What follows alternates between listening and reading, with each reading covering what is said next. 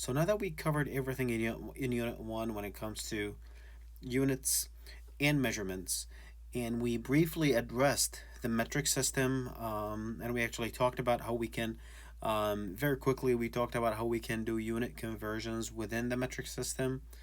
For today, we're going to mainly focus and try to do many examples on unit conversions from units within the metric system and also from outside from other measurement system into the metric system and vice versa.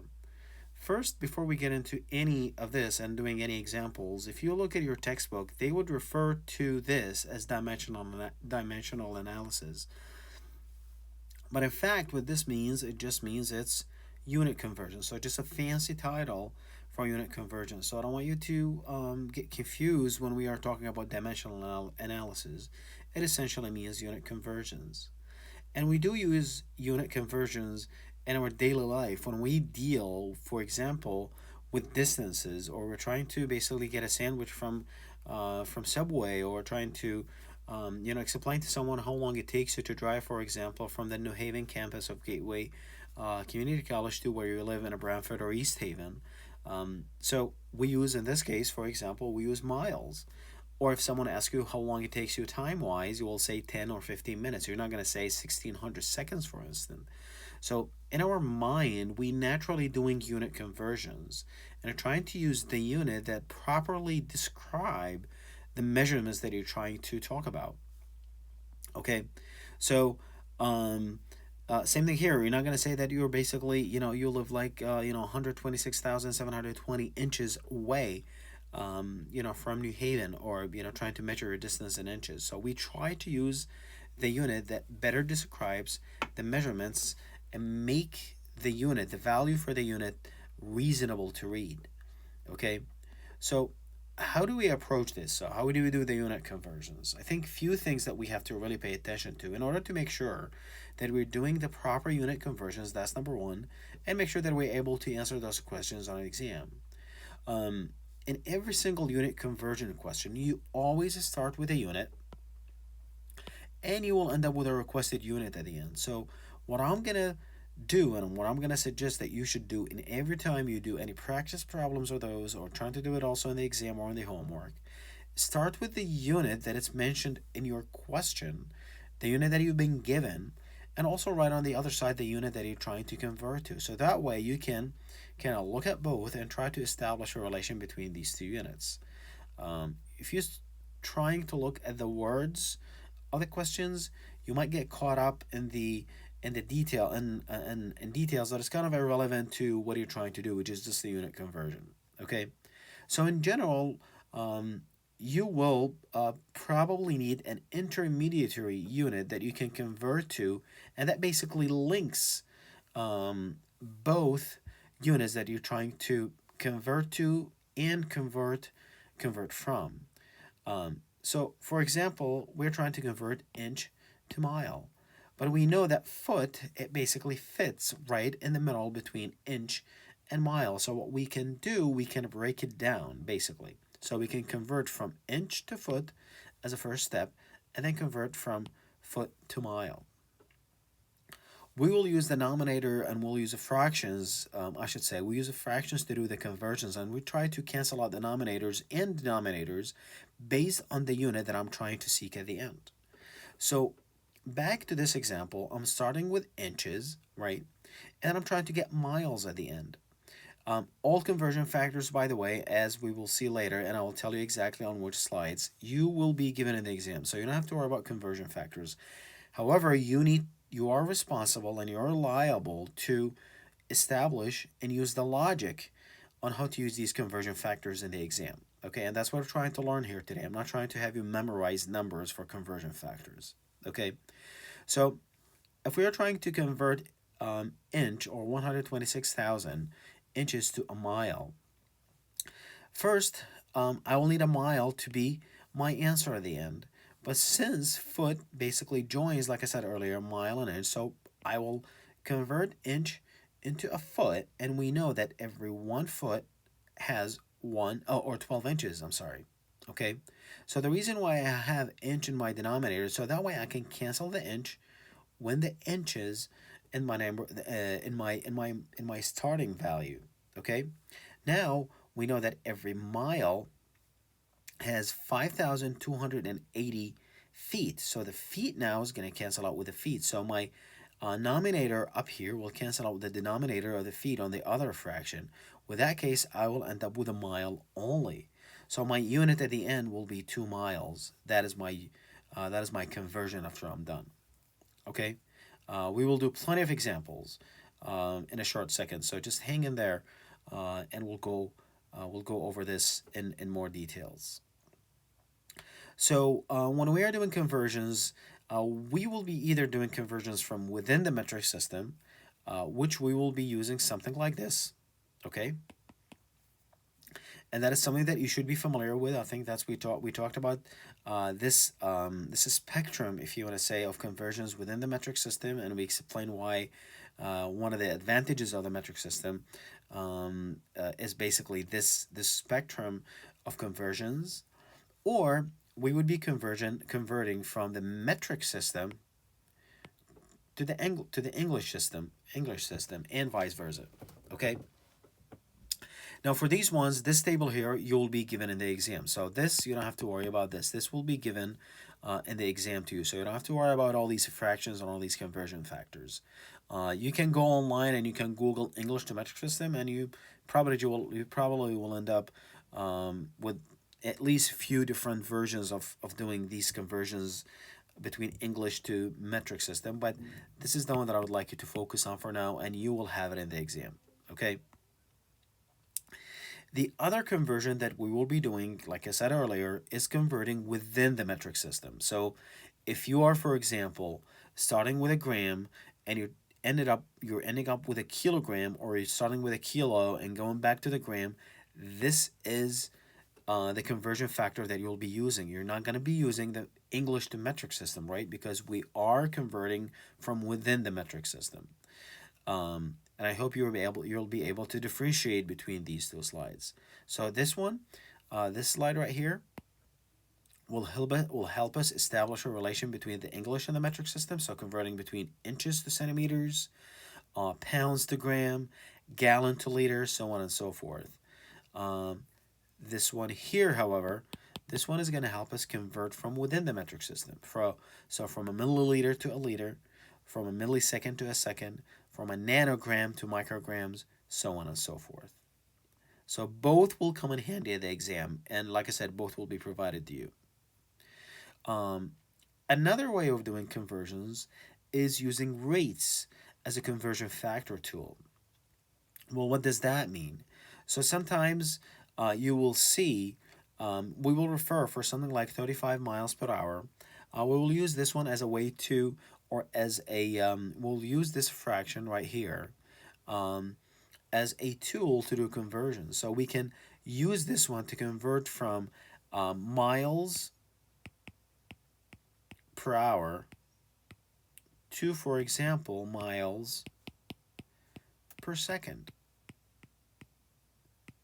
Or we can also convert from miles per hour, we can convert to kilometer per hour. So we can use this conversion right here as a starting point for us to do many conversions later based on what the question is asking us to do.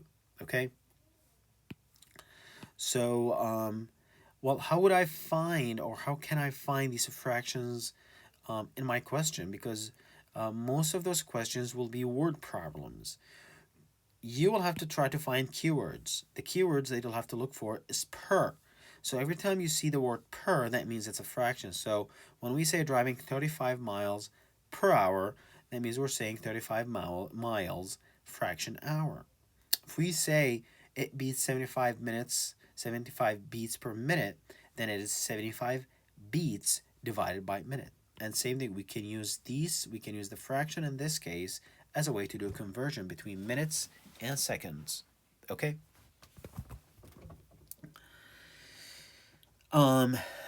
Another conversion factor that we can use is the measurement, or the formula for density, which is right here. Okay, so density means is how condensed the material is. So the closer packed the particles of the material to each other, the more dense the material. So, for example, if you throw a rock in a lake, obviously the rock is very solid and condensed. It's not hollow, so it's gonna go and sink in the bottom of the lake. If you, for example, throw a piece of a styrofoam, for instance, it will float because it'll have less density.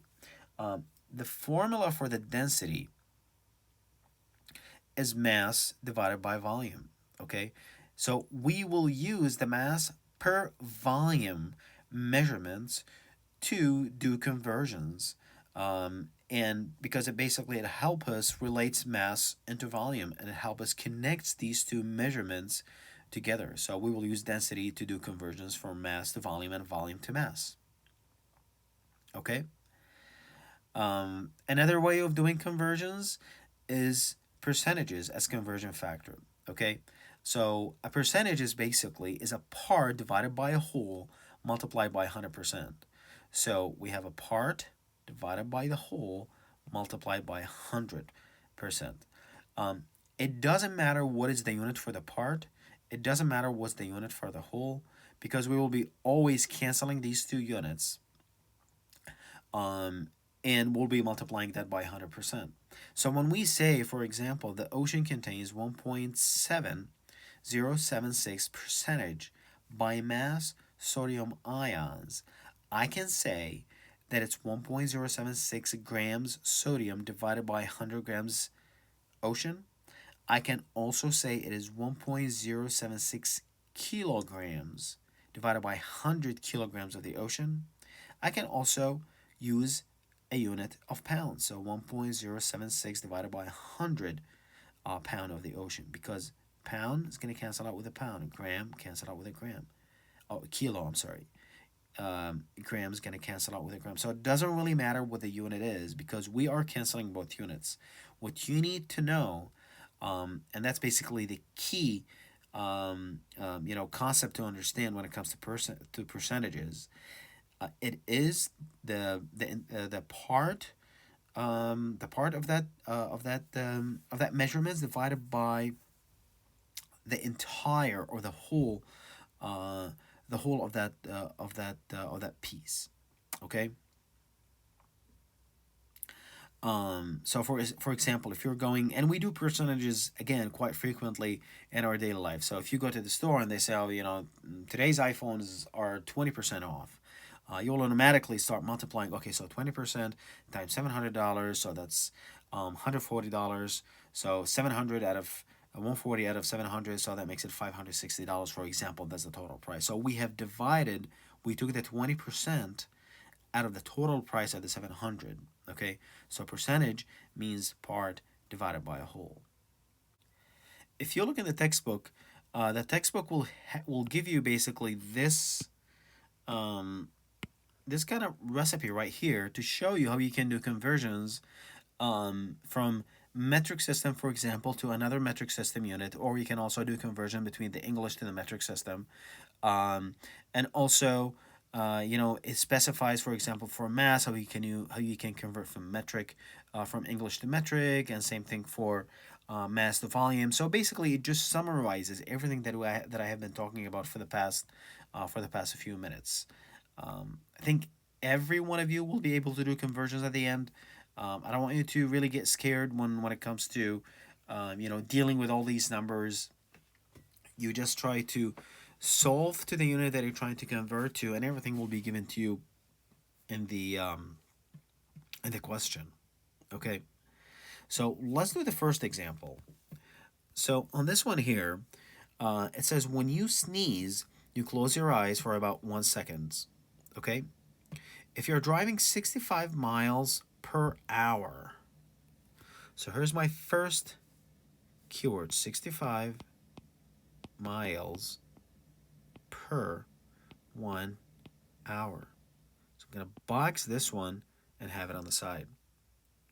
So if you're driving 65 miles per hour on the freeway and you sneeze, how many feet do you travel when your eyes closed? Okay, so we're trying to see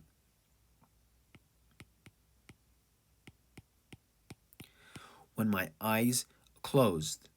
But if you remember in the question right here, it says when you close your eyes, it takes 1 second. So essentially, the question is asking me to do this. The question is requesting to convert 65 miles per hour to distance in feet per 1 second. Okay? So, there's actually more than one strategy to do this, and we'll go over them in a second. But I think it's pretty obvious what we're trying to do here. First, we need to convert the miles to feet, and second, I'll have to convert the hours to second, right? And we can start with the first one. We will be doing the hours to second first. But what I'm trying to demonstrate to you at this point, I guess, I want to make sure that you'll be able to extrapolate and extract enough information from the question. So first, I was able to basically find my conversion, or the 65 miles per hour, which I'll be using as a way to convert into feet per second, the question is requesting me to do. Okay. So first, identify the starting units and the ending unit. That's exactly what we did here. So we basically identify the starting units, which is this one here, the 65 miles per hour, and the ending unit, which is feet per second. Start with the same number of unit as you want. If you want a single unit, start with a value that has a single unit, gram, mil, centimeter. If you want to start with a ratio of 2 units, you'll have to end and you'll have to finish with a ratio. So what does this mean? In our case, we're starting with a ratio, which is miles per hour. So when I finish my answer at the end, I need to finish with a ratio unit, which is going to be feet per second. You can't finish and you can't convert at the end, and you end up with one unit, which is feet, okay, or second. Because we started with a fraction unit, we have to end and finish with a fraction unit. So in a few seconds, we will be converting, for example, gram to pound. So I'm starting with a single unit, then I'll have to finish with a single unit as well. So just to keep that in mind. So if you're starting with a ratio, you'll have to finish with a ratio unit. Okay? So when you sneeze, you close your eye for 1 second. If you're driving 65 miles per hour on the freeway, how many feet do you travel with your eyes closed? So we're trying to find out what is the distance I'll be driving or I'll be traveling if I were to close my eyes for 1 second. So now, let's use the conversion factors to help us cancel out the unwanted units until we reach the desired unit at the end. Now, if you remember, we also talked about looking for something like a keyword similar to per, which would indicate it is a fraction. So we can convert the word, or we can convert the numbers 65 and hour into a ratio and call that 65 miles per hour. And we are trying to convert that into feet per second. So it is divided by second. So the strategy here to try to do the conversion, obviously we need to convert the miles into feet, and second we'll have to convert the hours into second. Okay, so let's do it piece by piece. First, let's do the seconds. So we know that when we are converting seconds to minutes, we know that in every 1 minute there's 60 seconds. In every 1 hour there's 60 minutes. So if you look at this one here, now I can cancel out the minute with the minute, and the 1 hour here is going to cancel out with the hour.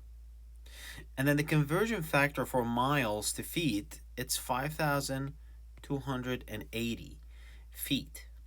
So miles is going to cancel out with the miles, and then at the end of the day you will end up with feet per second, right? Because we have only the second that's left in here.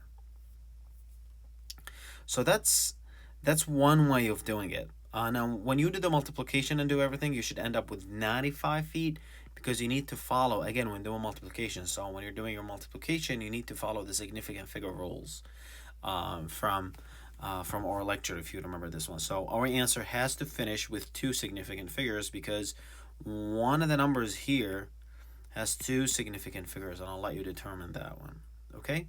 But we need to consider the significant figures ratio. All right, so let's say that we want to look into doing this conversion in a different way. And what I will do, if you remember, we are trying to convert 65 miles per hour, and we're trying to convert that into feet per second. And you should write this when you're trying to solve such a problem. You should write it in a similar way, so you know exactly what are you starting with and what is your ultimate goal when you do the conversion. So that way you can identify your conversion factors, and then you come up with the correct process to do the conversion. So first, like I said, we're doing 65 miles. It is per 1 hour. I'm going to try to convert the hours here. Okay, in order to get rid of the hour, I need to have the hour in my numerator, right? So, and down here, because I want to convert to minute, the minute can be in my denominator. Next thing, I still need to get rid of my minute because my goal is to get to seconds, right? So now I need to have my minutes in my numerator and my second in my denominator. So we know that in every 1 hour there is 60 minutes and there is 60 seconds in every minute.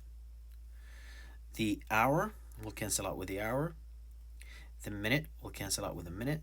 And now I have second left. But still, I'm not finished because I still have to convert my 65 miles into feet, or my miles into feet, I should say. So my next thing, what I will do is I will multiply.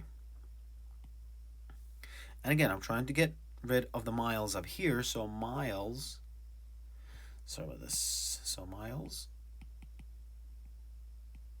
has to be in my denominator, and in my denominator I'll have to have feet. And I know in every 1 mile there's 5,280 feet. So mile cancel out with a mile. What am I end up with? Second down here, or the unit second, I should say. So the unit second and feet.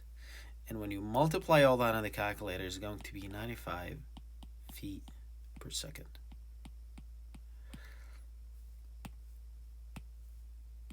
And that is your conversion. Okay, that's how we do the conversion. So again, let's go over the strategy one more time. Easy things, or the easiest thing that you could do to yourself is write down exactly what is the unit that you're trying to convert from to the unit that you're trying to convert to. Then in the middle, you can identify your conversion factors, and then that's how you come up with your strategy. Okay, let's do another example. Okay.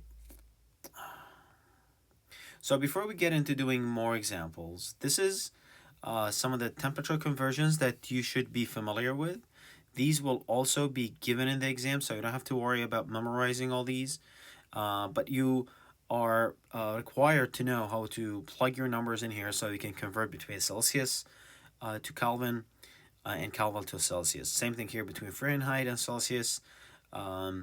So you need to keep in mind and try to know how to use these four formulas when you do the conversions between different temperature units. Okay, let's try another example. Now this time we're going to try to do unit conversion using for length measurement. So as you see here, this is a pretty straightforward. It's asking you to convert between inches into micrometer. So in this case, a red blood cell has 8.7 times 10 to the power negative 5 inches in thickness, and we would like to convert this inches into a micrometer. But first what we need to do is we need to connect and convert the inches into the metric system, right? Because inches is not part of the metric system, rather, it is part of the English system. So, first, what we know, if you look at our conversion factor cheat sheet, we know that every 2.54 centimeters equal to 1 inch. Okay, so my strategy here is basically is to convert from inch into centimeter, and then from centimeter into meter, and then from meter into a micrometer. Okay, so we're going to convert first the 8.7 times 10 to the power negative 5 inches time. We need to have a centimeter up here, right? Because we need to cancel out the inches. 2.54. I'm using my conversion factor right here. So this is my first conversion factor. Okay, so inches can cancel out with the inches. So what am I left with? With a centimeter. So now I need to get rid of the centimeter, convert that into a meter, right? And then convert the meter into a micrometer. So ultimately, at the end, I need to end up with micrometers up here, correct? And then for the centimeters, I'll have to cancel out the centimeters later on, so I need to have it as part of my denominator in the next fraction. Up here, I need to have a meter. In my denominator in my last fraction, I need to have the meter down below so I can cancel out the meters. Let's do the centimeter first. So we know that a centimeter or 1 meter equals 100 centimeters. Okay, and you can look at the at that metric system, universal conversion factors that shows on that spectrum of conversions, if you want to call it. Now, if I want to cancel out the meter, we know that every 1 meter equal 10 to the power 6 of the micrometers. Okay, so now the meter can cancel out with a meter. A centimeter will cancel out with a centimeter, and then at the end, I will end up with 2.2 micrometers.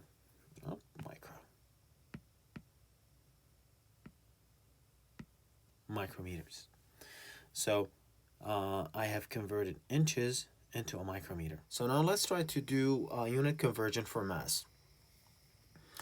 For this one, we are going to try to solve for this problem, which is the thyroid gland is the largest of the endocrine glands with a mass between 20 and 25 grams.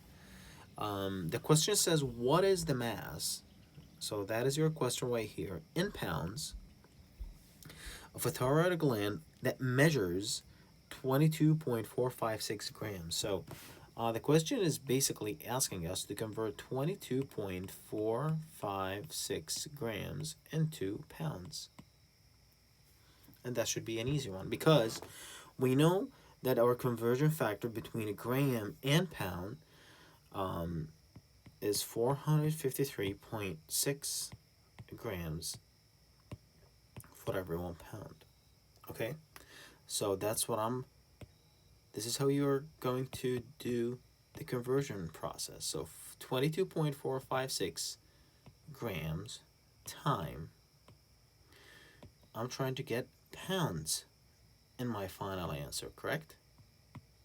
So pounds has to be in the denominator section. Down below, you need to have the gram because later on I would like to cancel the grams. My conversion factor says for every 1 pound, and that's what most people would make mistake. They would think that 453.6 always goes on the top on the fraction in the denominator field, but it's actually not. You have to know how you can switch up your conversion factor and basically make sure that you're putting the numbers in the correct way. Because if you see now, we are trying to convert from grams to pound, we had to flip our conversion. So instead of having the pound in the bottom, we have the pounds on the top. So that will take the 453.6 down here. 0.6. So the gram cancel out with a gram, and I will end up with a pound at the end. The answer for this one should be 0.04951 following the significant figures count. Okay? And that would be in pounds. Oops.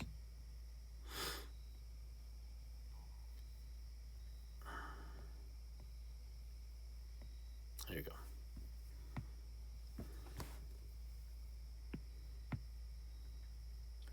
Okay. Okay. Let's do more examples. Let's do the mass percentage, and then we'll do a couple more conversions, and I think that should cover everything for this unit. So when it comes to mass percentage, obviously first you will need to know your formulas to do the mass percentage from a few slides ago. And also you need to know that, if this question is actually for a mass percentage calculation. Now there are a few tips that you can tell. Obviously there's a straightforward question to ask you about a mass percentage, or if you see the percent symbol in your problem, then you know that this is a mass percentage calculation. Okay. Now, in general, when we talked about mass percent, or when we talked about percent overall, a percent can be referred to as part divided by the whole, or the total. Okay? So, when you try to calculate the percentage of something, you'll have to take the part and divide that by the total quantity of that material or of that subject. Okay? So in this case, because we're talking about the mass of the sodium ions, we can safely replace this by saying that this problem can be solved by this equation. We can say mass percent or percent mass equals to mass of the part, and in this case it is the sodium ions, and we'll have to divide it by the total mass of our object.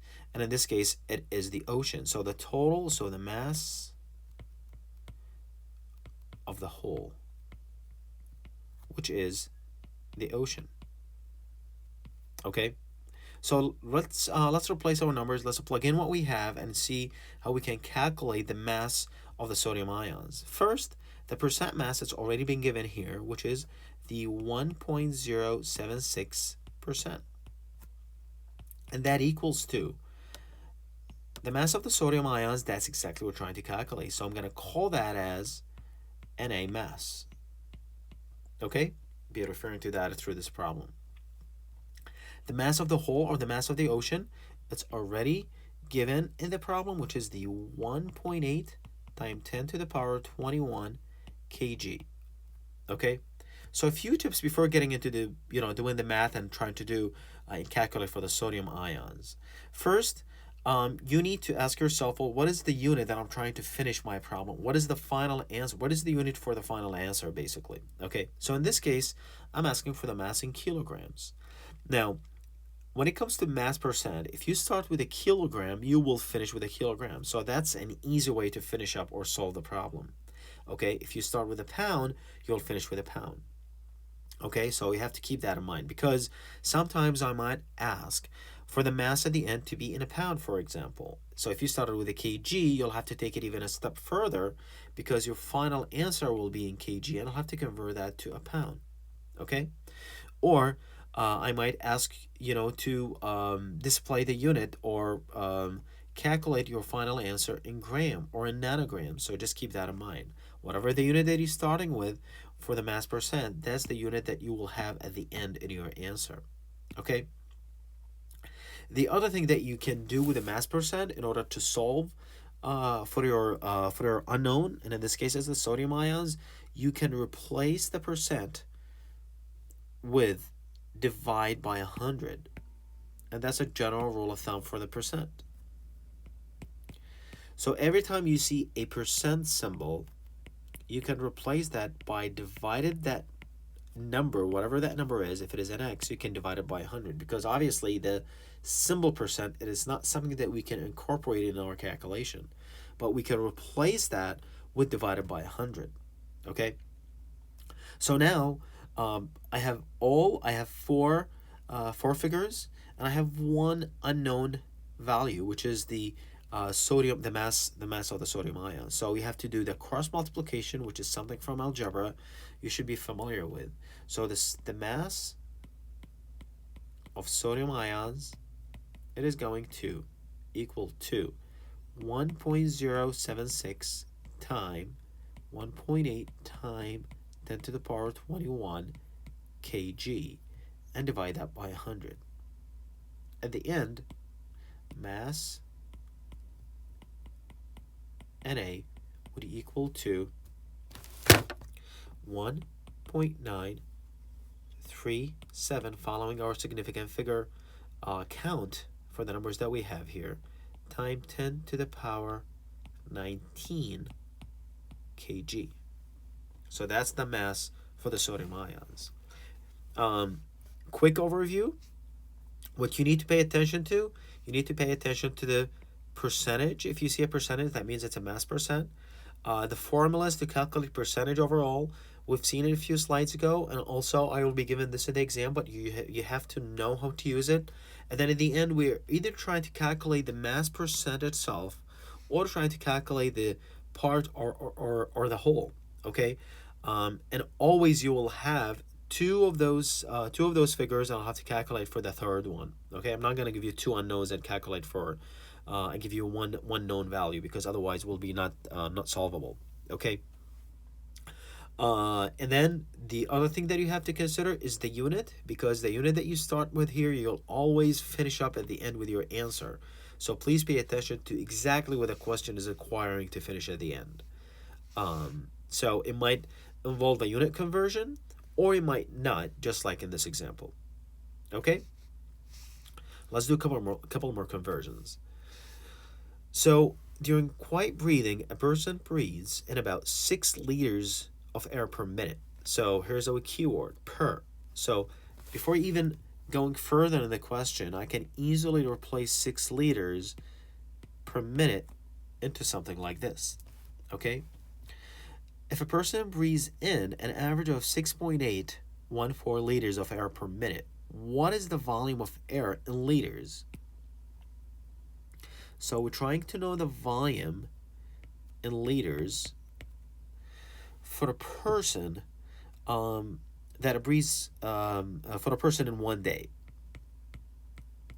Okay?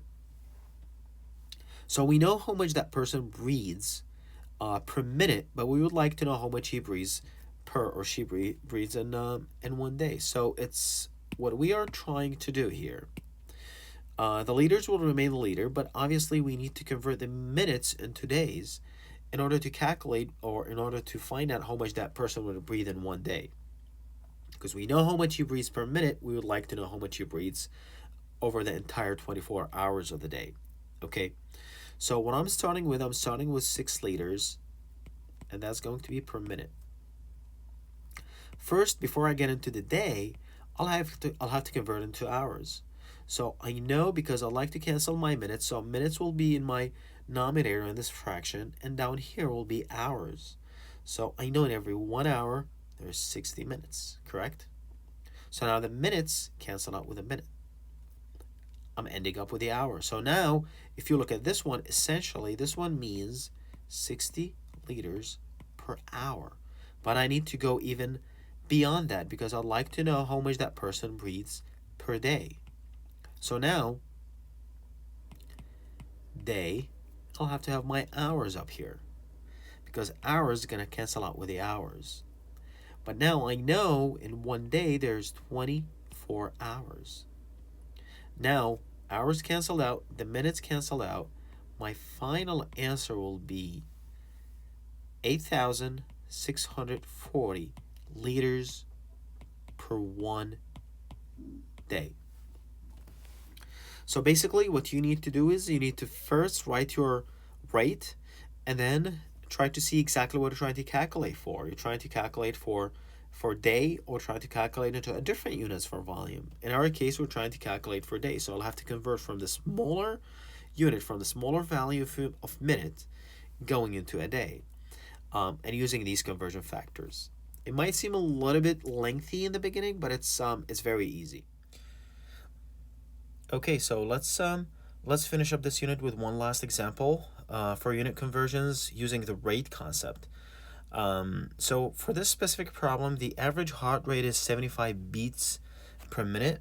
Okay, and things are made easier for you here because it's already been presented as a fraction, right? Because remember, with rates, we always have to convert the word per into fraction, so that way we can do our calculation. In this case, it's already been done. So this is 75 beats per minute. Okay. We would like to know how many times does the average person heart beat in a week. So we would like to know beat per week. Okay.